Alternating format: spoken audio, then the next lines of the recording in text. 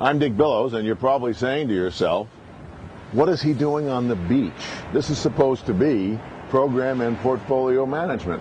Well, indeed it is. We're filming it on the Nepali coast on the island of Kauai in the Hawaiian Islands. We thought it was really appropriate because they filmed Jurassic Park here, and that's so similar to managing a portfolio in a modern organization. Anyway, we'll give you a little bit more interesting background to look at than my office. So we'll start covering the techniques you need for managing complex programs and portfolios of projects in the modern organization. And we'll cover everything from the methodology you have to train your project managers to use. Why a methodology? Because you need to be able to consolidate their work.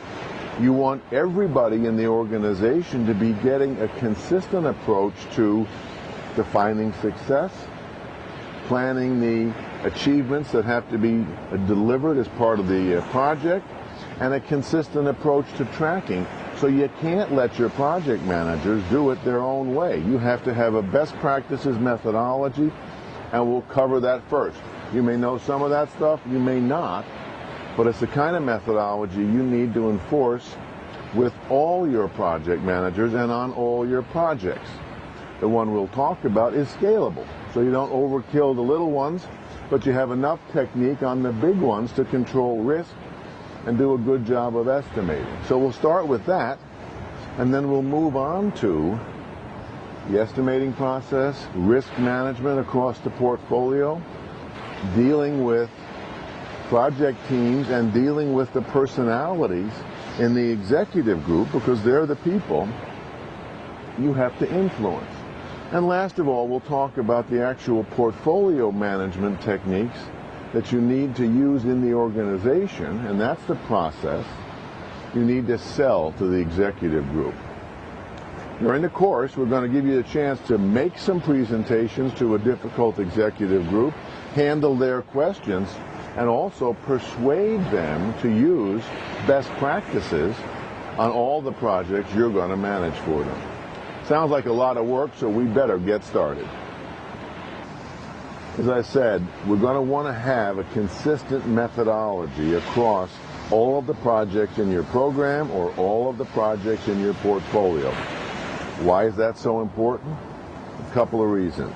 One, you want to be able to consolidate all those projects and see what resources are working on what projects and when. As importantly, that consolidation is the basis for you scheduling people to work on projects in priority order.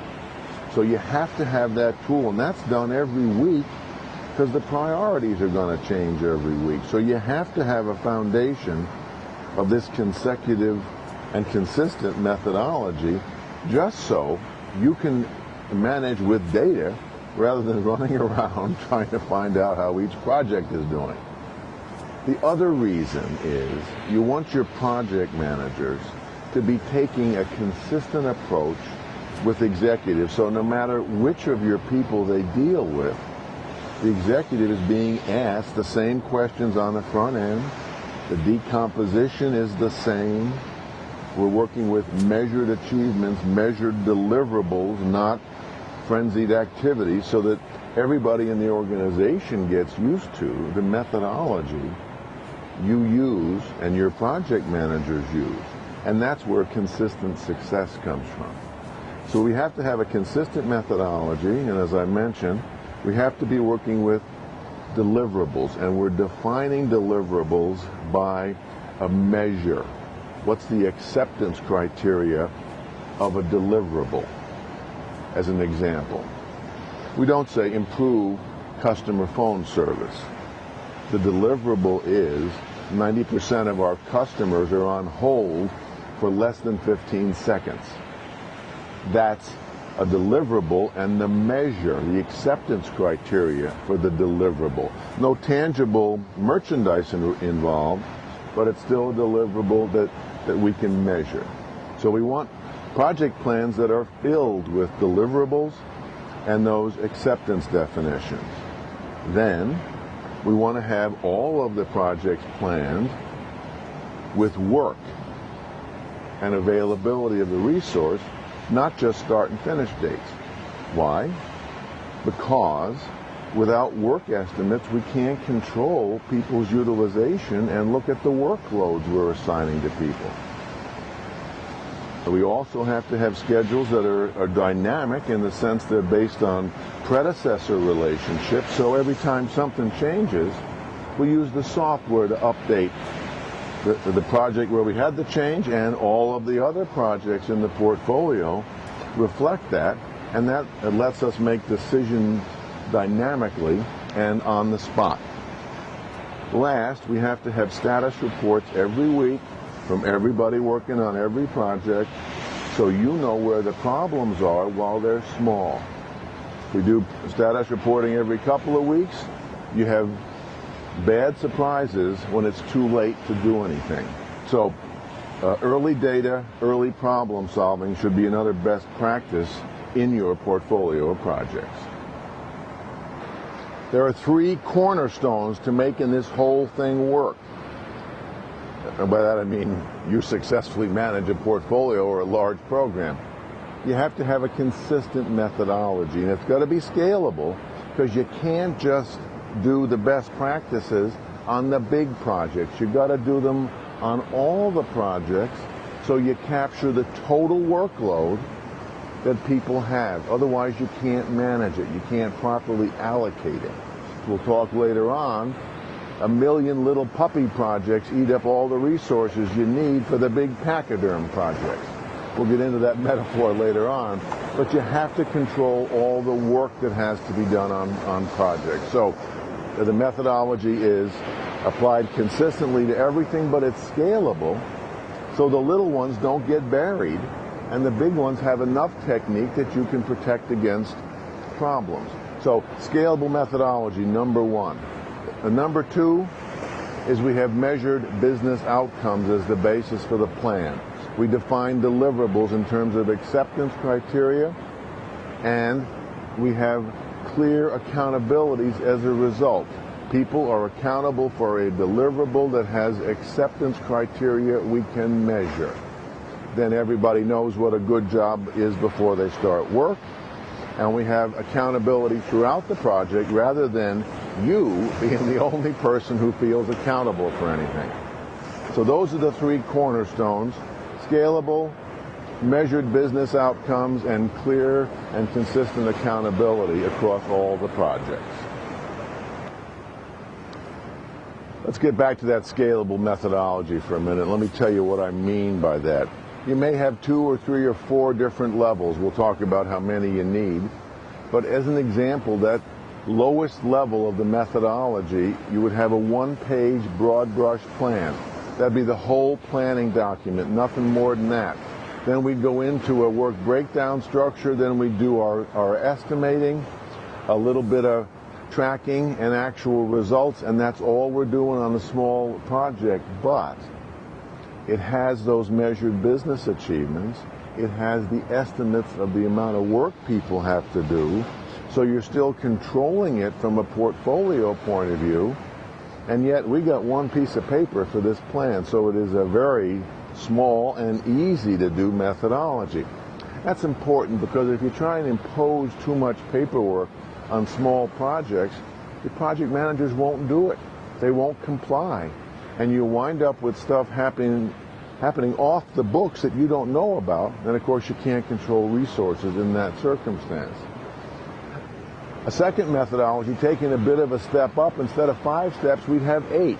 And we'd add a little bit more elaborate risk management and a little bit fancier project and maybe PERT estimating with the team members, because we got more hours, more dollars being used, so we need a bit more technique. But the 8-step methodology may be good for medium-sized projects, and you'll add a couple other pieces that we'll talk about for really big ones. But the core of the methodology is still consistent across all the projects in the organization. The heart of this process of having measurable business outcomes instead of vague activities is decomposition. We're going to plan top down. We're going to define the overall business success the project has to produce, break it down into its major deliverables, break it down again into supporting deliverables, break it down again to the level of individual assignments on the project for which we'll hold a person accountable.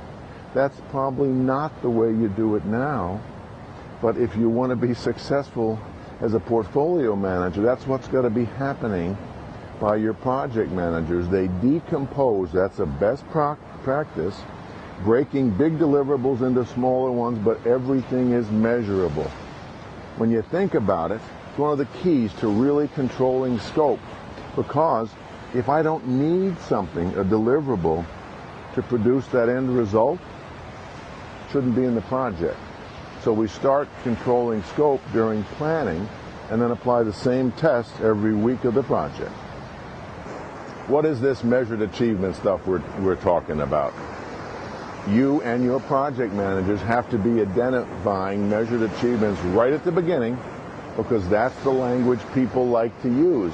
They don't have to commit to exactly what they want if they can get you started doing a lot of activities like improving processes and documenting results. Those are things that maybe we have to do, but they aren't measured outcomes.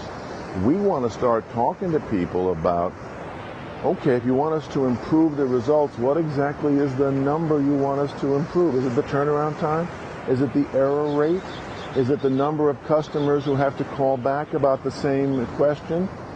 If we can get people talking about those business outcomes, then we can define success using those measured achievements, and that is the key to being an all-time superhero on projects, when everything is pinned down at the beginning so you know what success is before you start work. And the key here, why it makes you successful, because it lets you identify what's a change to the project versus what was included in the original plan. Let me let you in on the big secret, and that secret is measured achievements. I've been using that word. But using them on your projects is the key to consistent success. When we sit down with executives, we don't start projects where all we have is a list of activities and to-dos. We get them to tell us what success will be at the end. So we have measured deliverables for the project as a whole, and then we decompose them into smaller measured achievements.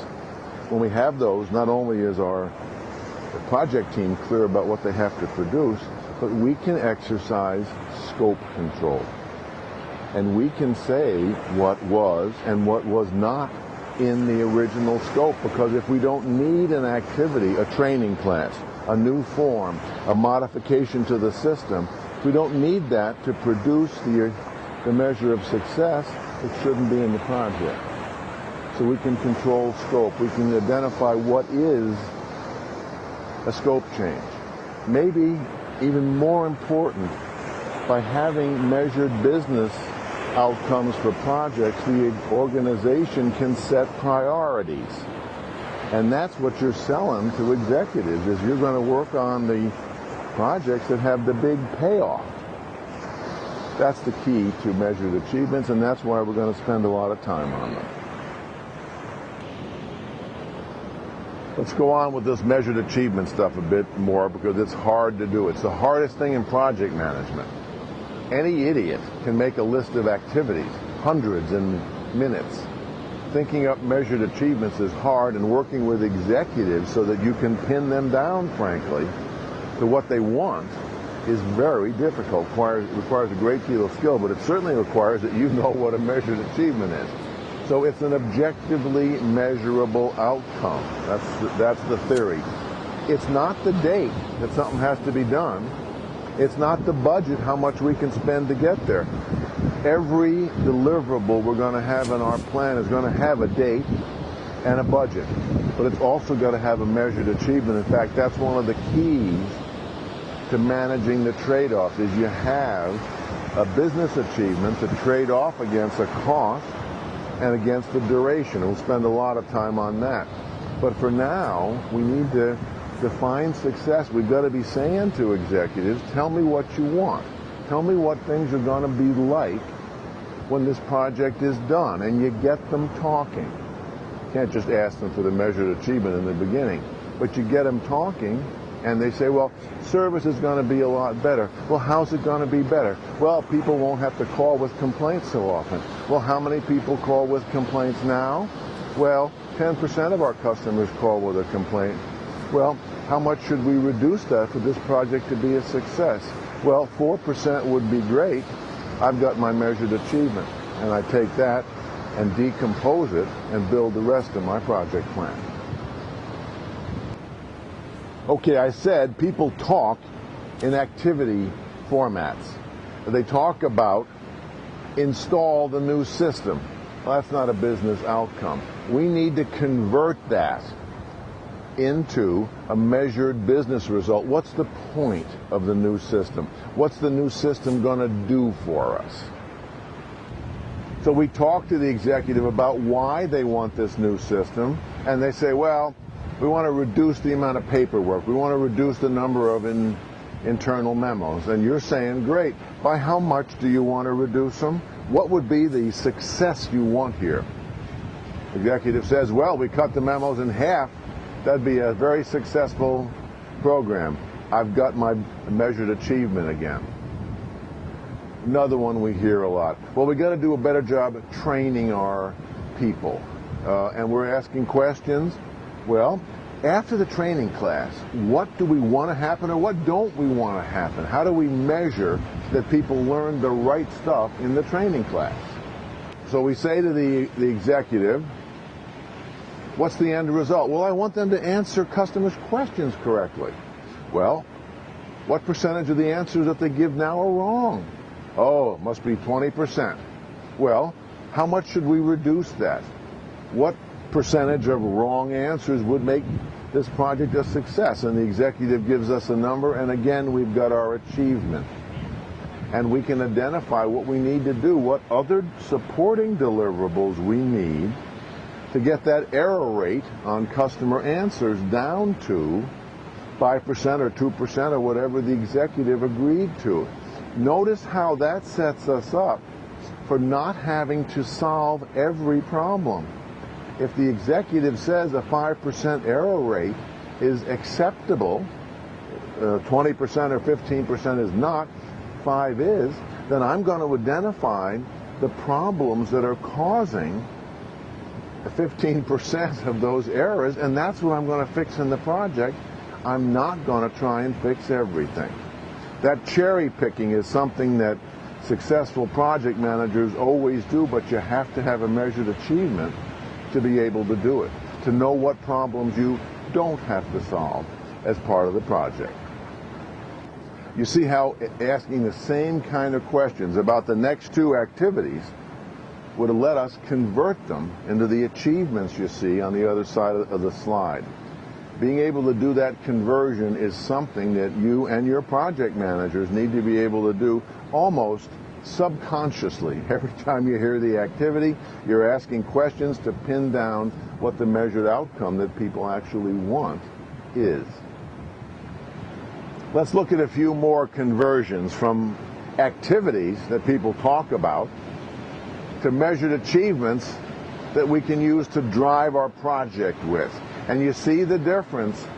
I don't know from the activity what a good job is. I don't know when I'm done. With the achievements on the other side, I do know what success is before I start work, and maybe as importantly, I know what good enough is. And good enough is a whole lot more efficient than perfect.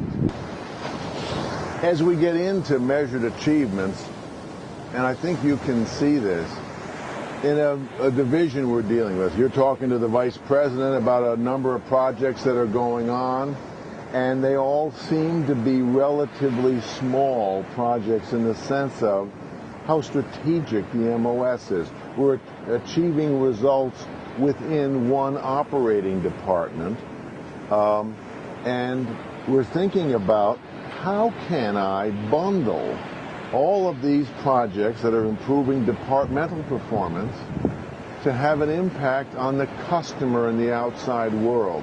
You're asking yourself the question, should I be reaching forward a little further, reaching out across the organization boundaries, and see if I can't put together a number of these little projects into a bigger, more strategic result we can deliver more efficiently than 15 little projects done within a department or within one department to benefit another department. Do I do the organization some good by doing the strategic thinking to conceive larger projects? And that's what this diagram we're looking at here illustrates, is let's be sure we are reaching far enough. Now, the executive you're working with may not have the authority to reach beyond the boundaries of their division, but that's maybe where you come in as a portfolio manager, is to bring a couple divisions together to achieve a result that is more strategic for the organization. We never want to assume that the reach that the executive gives us is necessarily the right one. Being able to do a little bit bigger thinking can pay off significantly in terms of the value you create for the organization. Our next step is to decompose that measure of success achievement that you've defined with the executive, with the sponsor. And we have to break it down into smaller deliverables, each of which is also a measured achievement. We're going to wind up with a network that takes up one side of one piece of paper for even a very big project, and it's going to look right and look like it's about 10 minutes of work when you may have spent 10 days talking to people about the supporting achievements you need to deliver that measure of success. So decomposition is the next technique, and you're going to be finding yourself reviewing the high-level decomposition on every project before it goes into your portfolio. So here's what the high-level achievement network is going to look like, at least the high levels of it. We're going to have our measure of success. We're going to break that down into 4 to 7, not 50, 4 to 7 major deliverables that are major pieces of the project. A lot of politics may go into this, because if you've got 6 different divisions that are contributing to this measure of success, you may want to politically have each of their deliverables be at the high level. And then you would again subdivide it in terms of the work that they need to produce to do that high level deliverable.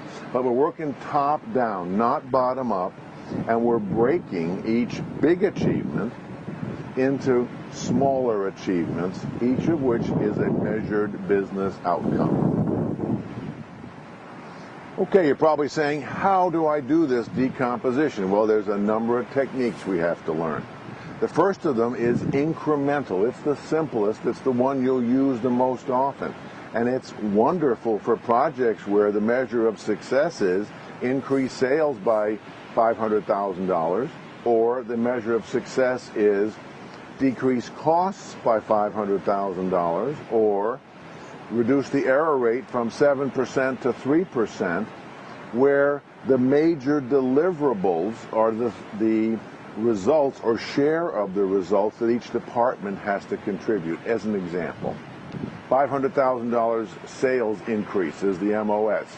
Northwest region does $100,000, Southwest region does $250,000, Western region does $350,000, and so on, and those high-level achievements add up to the measure of success.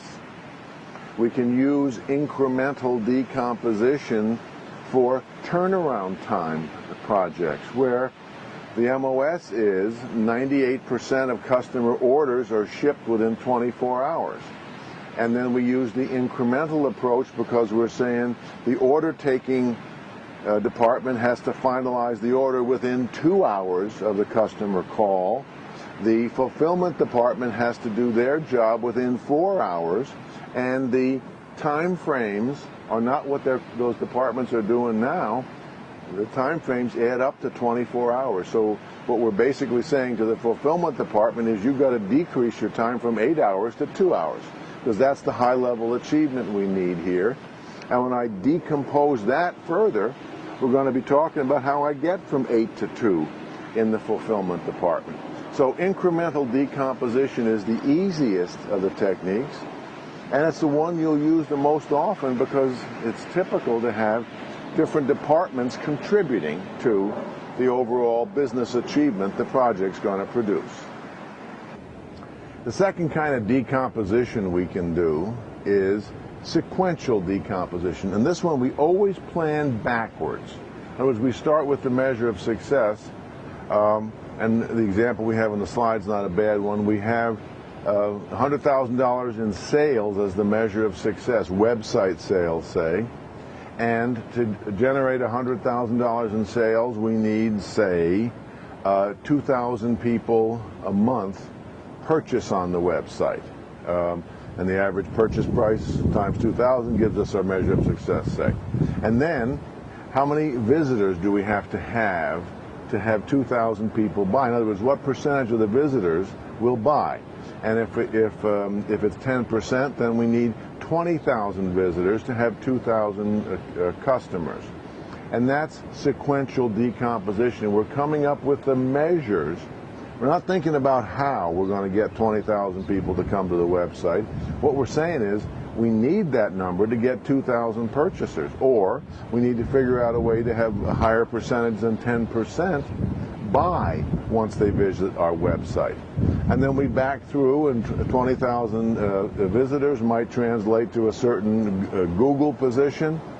But that's sequential decomposition. We start from the back, and we're laying in the numbers of each achievement, high-level achievement, without worrying about how we're going to do it. We'll do that thinking when we decompose each of those. And each of those we could use sequential decomposition or the incremental incremental decomposition we talked about a couple of slides back. I wouldn't have made that mistake except for the camera crew, which is frankly threatening me now. It's almost like being in Jurassic Park with some of these animals. Anyway, that's sequential decomposition. The next kind of decomposition is judgmental decomposition, which is something the camera crew never ever does. They exercise no judgment. Here we are not sure of the sequence or the increments that we have to have from each of the high-level achievements. Something like a turnover project where we're looking to cut engineer turnover from 10% to 2% per annum. But we don't know what mix of pay increases, better cubicles, improved working conditions, improved benefits, what specific ingredients will cut the turnover rate. Somebody, human resources vice president, consultant maybe, someone's got to make a judgment as to what the right ingredients are. And once we know the high-level achievements, that we want to have a 3% pay increase, and we want to have a construction project to increase the cubicle size by 200 square feet. Once we have those metrics, we can plan the rest of the project. But in judgmental decomposition, someone's got to identify how much carrots, how much onions, how much beef are going to make a good beef stew. We're working through our decomposition. We break the MOS up into the major deliverables. We take each of those and use one of our decomposition techniques to break it down into its components. And there may be another level below that, and on a really big project, another level below that. But eventually we are decomposing down to the level of individual assignments for our project team members, and those assignments have a duration of approximately 4 to 10 working days. That's the smallest piece we should have. Now, you're going to have some people who come in for a special achievement. They're in for one day and out, and obviously you're going to have a duration of a single day there. But for the people who are doing regular tasks on the project, that 4 to 10 day target is about the right size. We don't want to get down into micromanagement. So we have this achievement network that we've subdivided down, and this is our accountability network. It's our organization chart for the project. when you think about it. We're going to have an executive, maybe a division head, is accountable for the high-level achievement, and that person is going to hold other individuals accountable for the supporting sub-achievements, and they in turn will hold people accountable for other sub-achievements, and so it's our accountability structure. Now, if everything is within various divisions, the marketing vice president has a deliverable, and the marketing directors are responsible for the sub-achievements, and each of those directors is holding one of their managers accountable for a sub-achievement. Well, there's no need for any additional authority in the project because we can use the existing superior subordinate lines of authority. But if one of these directors needs an achievement from the IT department, we have to give that director some authority to specify what the IT project manager is going to deliver, what measured achievement the IT department has to deliver to that director. And it'd be nice if that director had some authority to assign work and reward good performance. So we use the achievement network to also identify where we have to carve out accountability, special accountabilities in the project. All right, so we have our measure of success. We've decomposed that into an achievement network, and we've been able to identify areas of the project where we're going to have authority issues that we have to carve out, cross-functional authorities. We don't care about authority relationships within a department because we can use what's already there. It's when they span functional lines, marketing wants something from IT, we've got to worry about the cross-functional authority. But that high-level achievement network and the accountability structure pretty much gives us our charter for a small project. It's a little bit bigger, we may add some risk stuff. If it's bigger still, we may add some of the constraints and some resource estimating, but the high-level achievement network and the authority network that we have now is all we need for our one-page, broad brush project plan on a small project. On a small project, that little bit of authority stuff is probably enough, but on the other hand, the reason your organization probably brought somebody like you in to manage the portfolio or the larger programs is because they've been unable to do cross-functional projects. There's too many turf wars. The organization simply doesn't have the ability to share resources across functional lines, regardless of how much there is about matrix management. And talk that till you're blue in the face. But if project managers can't borrow team members from other departments, organization can't do cross-functional projects and winds up doing short reach, narrow reach projects within functional units, and as a result don't address organizational problems. So dealing with cross-functional authority is something portfolio manager needs to be able to do. So we're going to spend some time on that in the methodology here. Boy, does the camera crew look bad. They're really getting weak. I think they're all very... Come back here. Bring that camera back. See, this is what I'm fighting. It's this is a shoddy instruction at best, and it's because of the camera crew. When we talk about cross-functional authority, what you need to be able to give your project managers and also the people who are managing your high-level achievements to get things done, they need to be able to assign work directly to the people who are responsible for giving them the deliverables they need to produce their deliverable. So we need to give them the ability to assign work directly. What's best is if they own a specific hunk of that person's time. Jim's going to work on the marketing project for the first 3 weeks of June. That's a specific time frame, and the marketing people can assign work within the structure of the IT department, but to that IT project manager. So we want to assign work. We want to be able to evaluate performance. We're holding people accountable for a measured outcome. And that outcome has to be reflected in that person's performance rewards for the year, so that the work on the project for another department is a matter of consequence. It counts. It matters to that IT project manager and the people working on the project. So there's those three elements we have to include. Okay, we've talked about authority and using the achievement network to identify who needs authority over whom. But we also have some politics here, and project managers, program managers, you're going to be trying to sell those higher level of assignment authorities when you have one of the people accountable for a high level achievement in one of your projects, say, is using people from another department. And we want to give them some authority to make the assignment a meaningful one, as we talked about.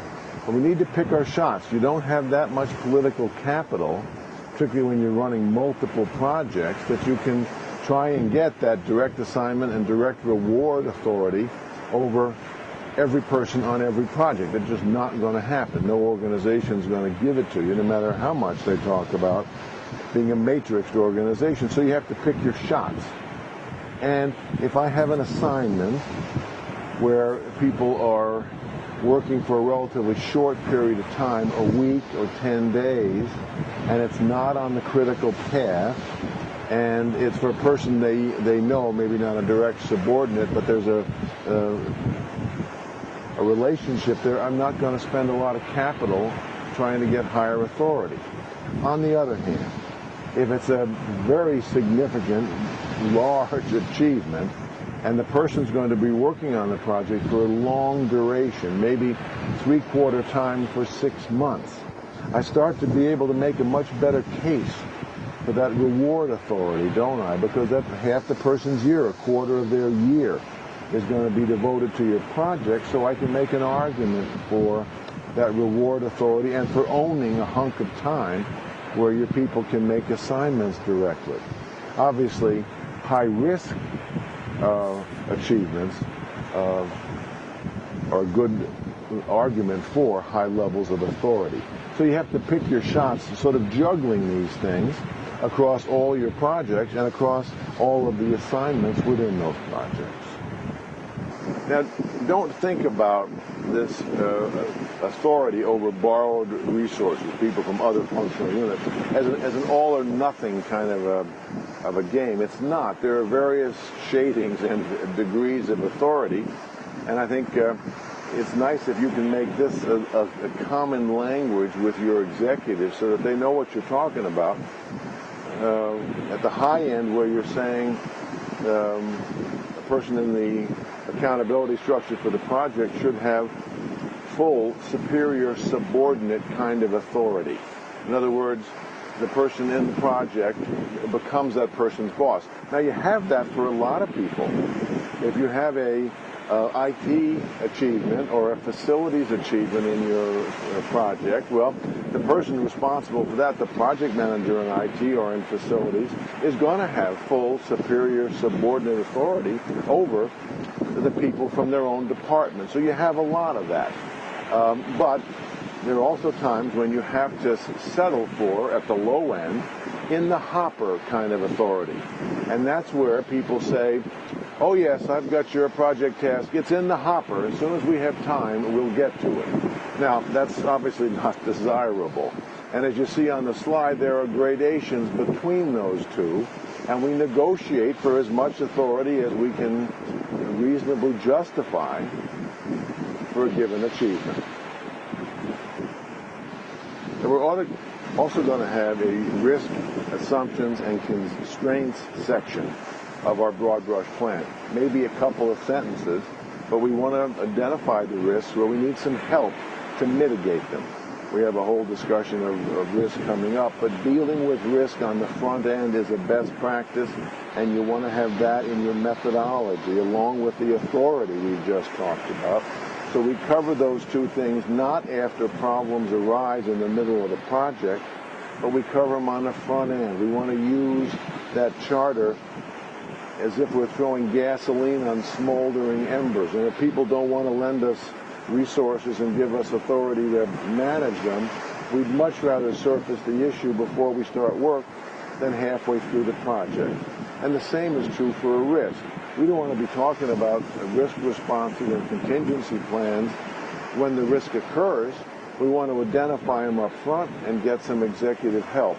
And so that risk and constraint part of your charter should always be there, even on a very small project where you have one paragraph devoted to it. On all your projects in your program or portfolio, we want to make provision for change control. And it should be a written procedure documenting who can approve what kind of change of what size, and what sort of analysis has to be done. This doesn't have to be a monstrous document. Again, a single paragraph can say that the senior vice president has to approve any change to the measure of success, the project's overall duration or its overall budget, but the project manager can make analysis and approval at smaller changes. That's a change control policy. And we also would document that the project manager is accountable for analyzing the impact of all changes and coming up with a trade-off analysis. If we make this change to duration, what's the impact on budget, on scope, on quality, on risk? And the project manager is always making that assessment, all four corners, if you will, of the project before we approve any change.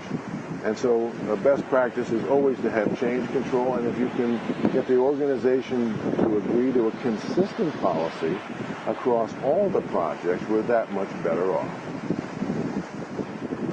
Those are the components of the project charter, and they're one side of one piece of paper for a small project and more elaborate for larger ones, but we always cover the points we've talked about because they're the springboard for our next step.